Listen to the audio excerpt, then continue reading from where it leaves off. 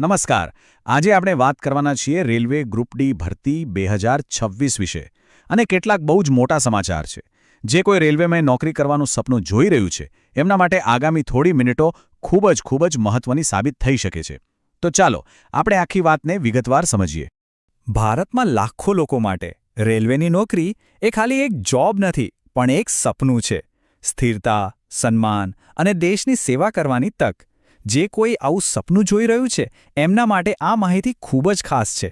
અને હવે આવે છે એ સમાચાર જેની કદાચ સૌથી વધુ રાહ જોવાઈ રહી હતી. રેલવે ભરતી બોર્ડે એક ઐતિહાસિક નિર્ણય લીધો છે જે ખરેખર બધું બદલી નાખશે. વિચારો, જે ભરતી માટે ઉમેદવારો 5 વર્ષ સુધી રાહ જોતા હતા, એ લાંબી અને થકવી દેનારી પ્રતીક્ષાનો હવે અંત આવી ગયો છે. કારણ કે હવેથી રેલવેની ભરતી દર વર્ષે આવશે. દર વર્ષે! અરે આ નવા વાર્ષિક કેલેન્ડરની શરૂઆત પણ જબરદસ્ત રીતે થઈ છે. આ વર્ષે લેવલ 1 એટલે કે જેને આપણે ગ્રુપ ડી તરીકે ઓળખીએ છીએ એના માટે 22,000 કરતાં પણ વધારે જગ્યાઓ જાહેર થઈ છે. હા, 22,000થી પણ વધુ. આને કહેવાય એક મોટી તક. તો આ ભરતીની સંપૂર્ણ માહિતી મેળવવા માટે આપણે સ્ટેપ બાય સ્ટેપ આગળ વધીશું. પહેલાં જોઈશું કે આ નવી તક શું છે, પછી કોણ અરજી કરી શકે છે, મહત્વની તારીખો કઈ છે, પસંદગી કેવી રીતે થશે, તૈયારીની સ્ટ્રેટેજી શું હોવી જોઈએ અને છેલ્લે કે શા માટે આ નોકરી આટલી ખાસ છે. ચાલો તો શરૂઆત કરીએ આપણા પહેલા વિભાગથી, રેલવેની આ નવી ભરતી તક. આખરે આમાં નવું શું છે અને એનો અર્થ શું છે? ચાલો એને જરા ઊંડાણમાં સમજીએ.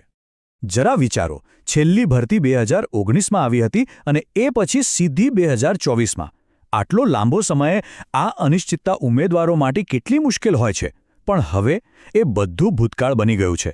રેલવે બોર્ડના નવા કેલેન્ડરનો અર્થ એ છે કે હવે દર વર્ષે ભરતીની અપેક્ષા રાખી શકાય છે.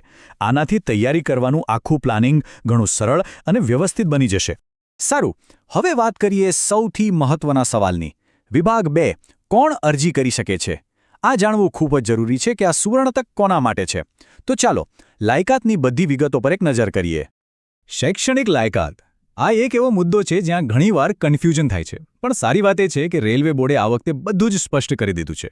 તો ચાલો જોઈએ કે શું લાયકાત જોઈએ. તો અહીં મુદ્દો એકદમ સાફ છે. જે ઉમેદવારોએ ફક્ત ધોરણ 10 પાસ કર્યું છે એ લોકો પણ અરજી કરી શકે છે, અને જેમણે 10મા ધોરણની સાથે સાથે આઈટીઆઈ કર્યું છે એ પણ અરજી કરી શકે છે. મતલબ કે બંને પ્રકારના ઉમેદવારો આ ભરતી માટે પાત્ર છે. કોઈ જ મૂંઝવણ નથી. હવે વાત કરીએ ઉંમરની. અહીં ખાસ ધ્યાન આપજો. જનરલ કેટેગરીના ઉમેદવારો માટે વયમર્યાદા છે 18થી 33 વર્ષ. જો ઉમેદવાર ઓબીસી કેટેગરીમાંથી હોય તો એમને 3 વર્ષની છૂટછાટ મળશે, એટલે કે એ લોકો 36 વર્ષની ઉંમર સુધી અરજી કરી શકે છે. અને SC/ST કેટેગરીના ઉમેદવારો માટે 5 વર્ષની છૂટછાટ છે. મતલબ કે એમના માટે મહત્તમ વયમર્યાદા 38 વર્ષ રહેશે. આગળ વધીએ વિભાગ 3 પર. અહીં આપણે વાત કરીશું એ તારીખો અને પ્રક્રિયા વિશે જે કોઈ પણ સંજોગોમાં ભૂલવાની નથી. આ બહુ જ ઇમ્પોર્ટન્ટ છે. આ તારીખો કેલેન્ડરમાં માર્ક કરી લેજો.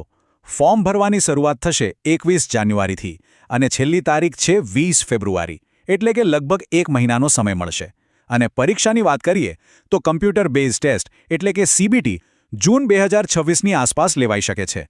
આનો સીધો અર્થ એ છે કે તૈયારી માટે હજુ સારો એવો સમય હાથમાં છે. અચ્છા, ફોર્મ ભરતી વખતે એક બહુ જ જરૂરી વાત યાદ રાખવાની છે. બધા જ ડોક્યુમેન્ટ્સ અને ખાસ કરીને કાસ્ટ સર્ટિફિકેટ કેન્દ્ર સરકારના નિયમ મુજબ અંગ્રેજી ફોર્મેટમાં જ હોવા જોઈએ. જો ગુજરાતીમાં હશે તો એ માન્ય નહીં ગણાય. આ નાની ભૂલ મોંઘી પડી શકે છે. અને હા, અરજી ફક્ત અને ફક્ત ઓફિશિયલ વેબસાઇટ પર જ કરવાની છે. તો હવે આવીએ વિભાગ 4 પર. સિલેક્શન પ્રોસેસ કેવી રીતે કામ કરશે? સારું, આ નોકરી મેળવવા માટે મુખ્યત્વે 2 મોટા પડાવ પાર કરવાના રહેશે. સૌથી પહેલો અને સૌથી મહત્વનો તબક્કો છે કોમ્પ્યુટર બેઝડ ટેસ્ટ એટલે કે CBT. આ પરીક્ષામાં જે ઉમેદવારો મેરિટમાં સ્થાન મેળવશે એમને બોલાવવામાં આવશે બીજા તબક્કા માટે, જે છે ફિઝિકલ એફિશિયન્સી ટેસ્ટ એટલે કે PET.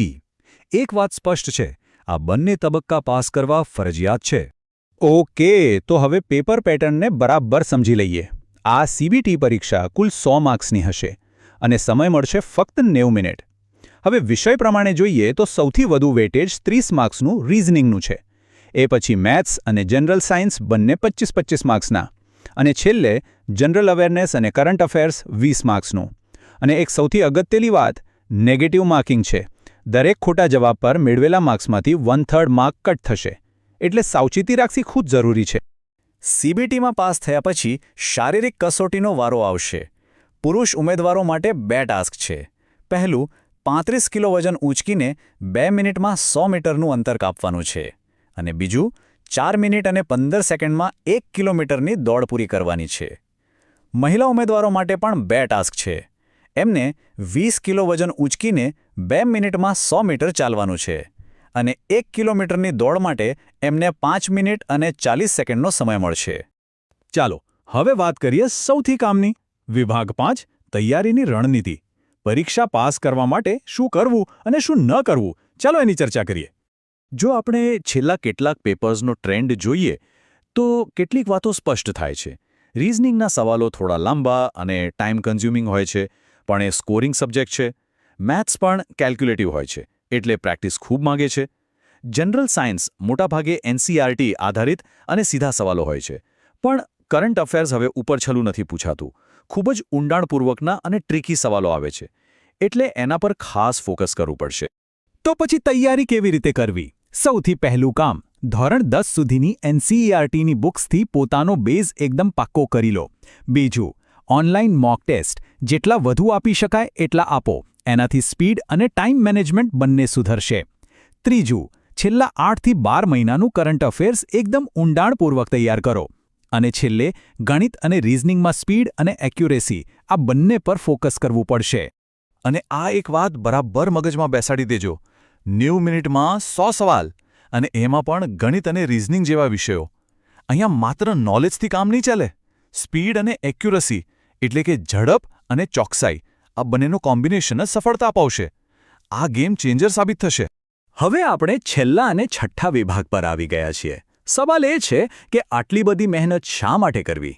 શું છે આ નોકરીમાં એવું ખાસ કે લાખો લોકો એના માટે પ્રયત્ન કરે છે? તો જુઓ, શરૂઆતમાં જ બધા ભથ્થા વગેરે મળીને હાથમાં 30,000 રૂપિયાથી વધુ પગાર આવે છે. એની સાથે જોડાયેલી છે કેન્દ્ર સરકારની નોકરીની સુરક્ષા, મતલબ કે જોબ સિક્યોરિટી, અને બીજા પણ ઘણા બધા લાભો છે. આ જ કારણો છે જે આ નોકરીને આટલી આકર્ષક બનાવે છે. તો હવે આખી તસવીર સ્પષ્ટ છે. એક નક્કી કેલેન્ડર છે, ભરતીની પ્રક્રિયા સ્પષ્ટ છે, તૈયારી માટે સમય પણ છે, અને સામે એક સુવર્ણ તક છે. તો સવાલ એ છે કે શું આજ એ વર્ષ છે જ્યારે ભારતીય રેલવે સાથે જોડાવાની સફર શરૂ કરી શકાય?